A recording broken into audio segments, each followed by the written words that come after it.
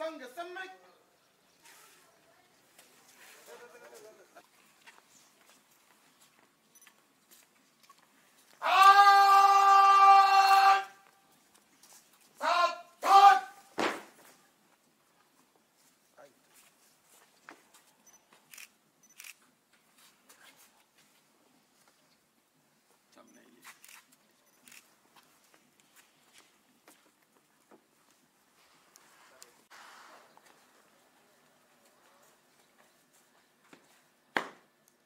Sir 76 गणतंत्र दिवस उत्सव में आपको झंडा फहराने के लिए आमंत्रण करता हूँ श्रीमान।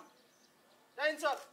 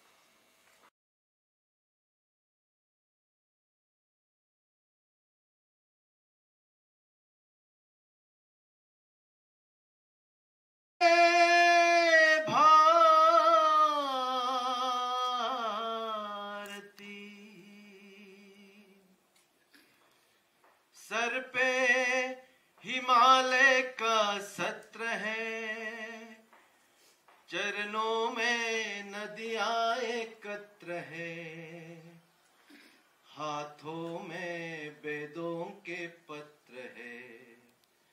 ए देश नहीं ऐसा अन्यत्र है।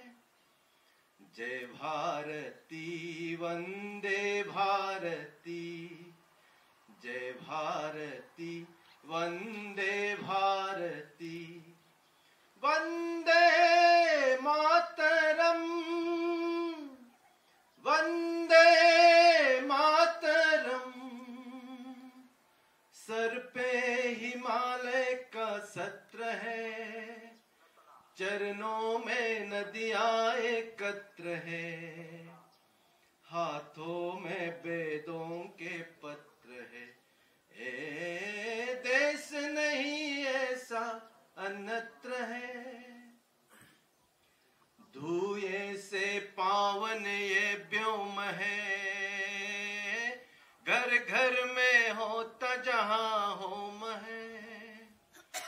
धुएं से पावन ये व्योम है, घर घर में होता जहां होम है। पुलकित हमारी रोम रोम है, ए आदि अनादि शब्द ओम है।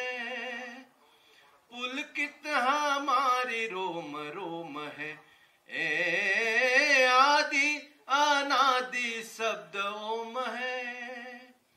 वंदे मातरम, वंदे मातरम, वंदे मातरम। इस भूमि पे जन्म लिया राम ने, गीता सुनाए जहां श्याम ने। इस भूमि पे जन्म लिया राम ने, गीता सुनाए जहां श्याम ने। पावन बनाया चारों धाम ने, हो पावन बनाया चारों धाम ने। स्वर्ग भी ल जाए जिसके सामने। वंदे मातरम, वंदे मातरम, वंदे मातरम। सर पे हिमालय का सत्र है, चरणों में नदियां एकत्र है। हाथों में वेदों के पत्र है। देश नहीं ऐसा अन्यत्र है, देश नहीं ऐसा अन्यत्र है, देश नहीं ऐसा अन्यत्र है।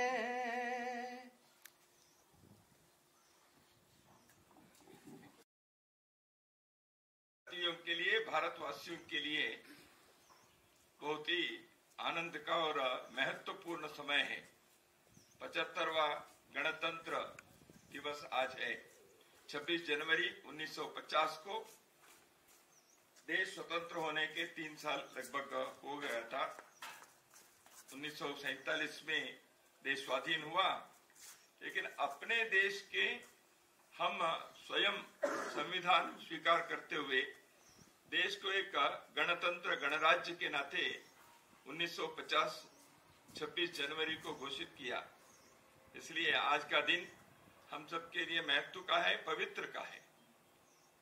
आज के इस शुभ मंगल दिवस पर आप सभी को हार्दिक शुभकामनाएं, मंगल कामनाएं। समस्त भारतीयों को, उनके परिवारों को, सभी को आने वाले वर्ष सुख, समृद्धि और शांति के बने, यही मैं मंगल कामना करता हूं। मित्रों, जैसे अभी गीत में हमने सुना, हिमालय के छत्र है और चरणों में नदियां एकत्र है, यानी समुद्र है। यही भारत की सीमा है, भौगोलिक सीमा है। यह सीमा सदियों पूर्व अपने पूर्वजों ने कहा था, उत्तरम यत् समुद्रस्य हिमाद्रेश्चैव दक्षिणम वर्षम तद भारतम नाम भारती यत्र संतति। ऐसे ही अपने पूर्वजों ने अपने ग्रंथों में लिखा था। समुद्र के उत्तर में और हिमालय के दक्षिण में जो भूभाग है वह भारत है, और वहां के उस भूमि के संतान भारतीय है। अपने 1950 में जिस संविधान को हमने स्वीकार किया, उस संविधान में भी यही कहा। भारत की सीमाओं को संविधान ने निश्चित किया। भारत के लोग कौन हैं, यह भी निश्चित किया। और भारत की परंपरा क्या है? हाथों में वेदों का पत्र है और चारों धाम हैं। ये सब हमने जो गीत में सुना, इसी परंपरा के हम हैं, यह भी संविधान ने कहा। कैसे कहा? चित्रों के द्वारा।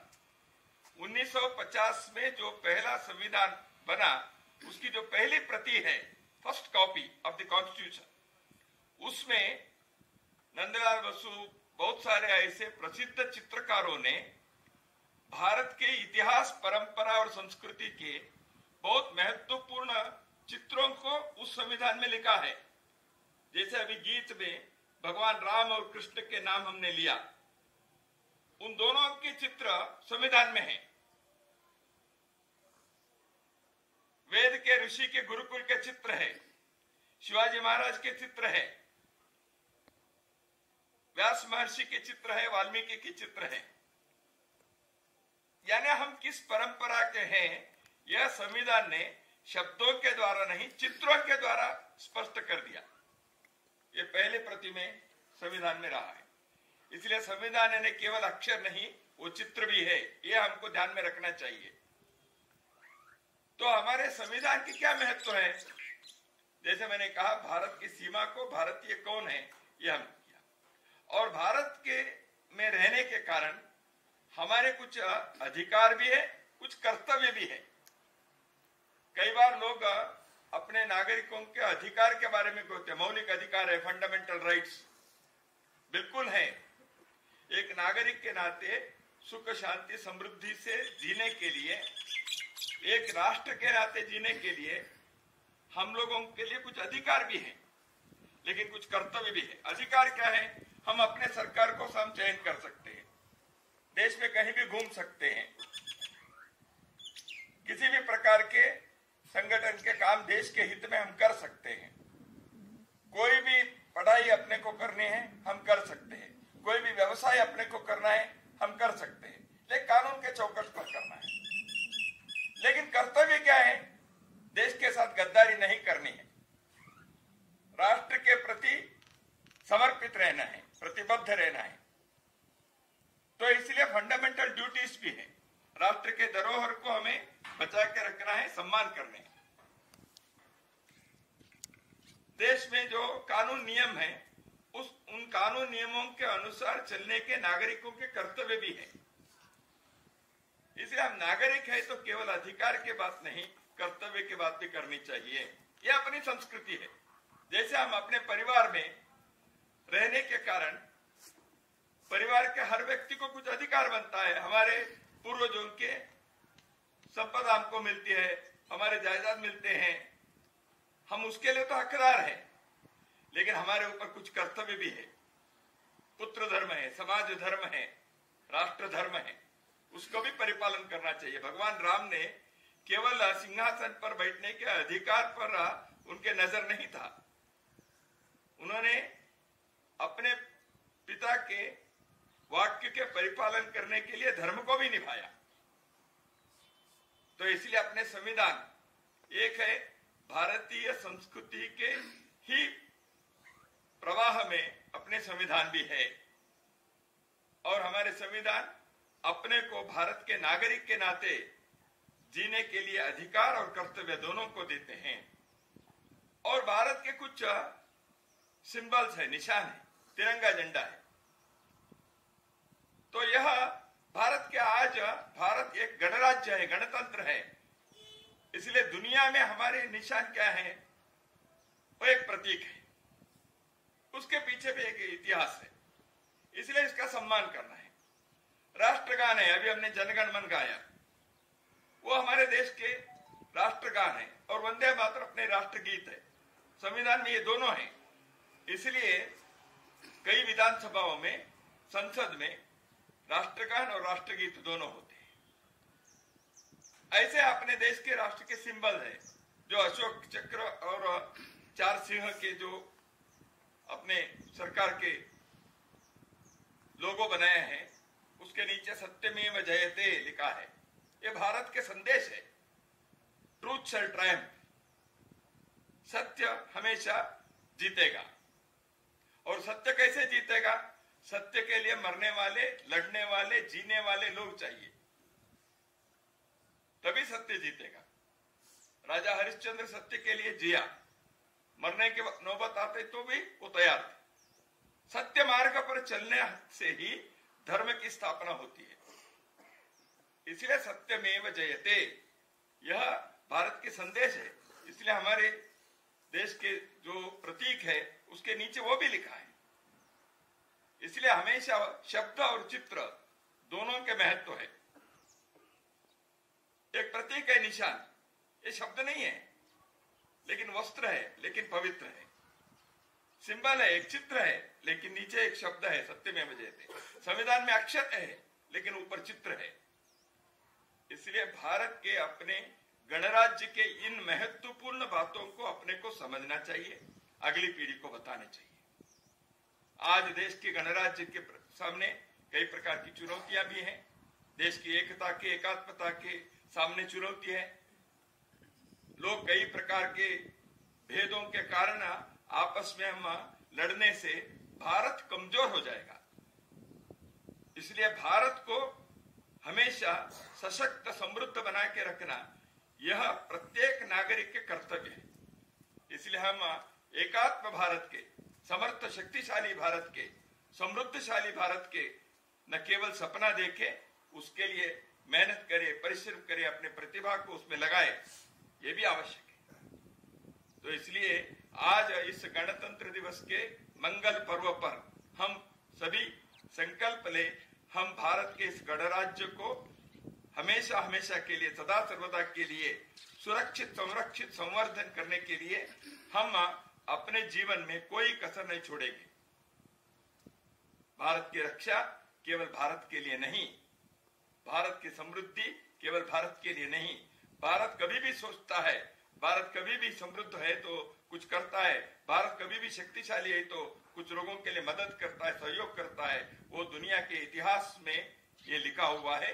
हम वर्तमान में भी हमने देखा, भारत विश्व के मंगल करने के लिए सोचता है। भारत किसी के साथ झगड़ा करने की इच्छा नहीं रखता। भारत सभी के लिए सहयोग करने के लिए, सहायता करने के लिए, क्योंकि उदार चरिता नाम तो वसुदैव कुटुंबकम, सारे विश्व एक कुटुंब के नाते रहे, यही भारत की कामना है, यही सपना है। इसलिए भारत शक्तिशाली बनना दुनिया के लिए गारंटी है। भारत समृद्धशाली बनना दुनिया के लिए एक आश्वासन है। इसलिए भारत की एकता, एकात्मता, अखंडता, भारत की प्रगति और उन्नति, यह लोक मंगल के लिए आवश्यक है। इसलिए यहाँ के प्रत्येक नागरिक हम भारत के प्रति समर्पित रहें। अपने अगली पीढ़ियों में भी इस प्रकार के एक भारत भक्ति के, संविधान के रक्षा के, भारत के गणराज्य के उन्नति के हम निरंतर कार्य करते रहें, यही भावना व्यक्त करते हुए पुनः एक बार आप सभी को आज के इस मंगल पर्व पर हार्दिक शुभकामनाएं। नमस्कार। भारत माता की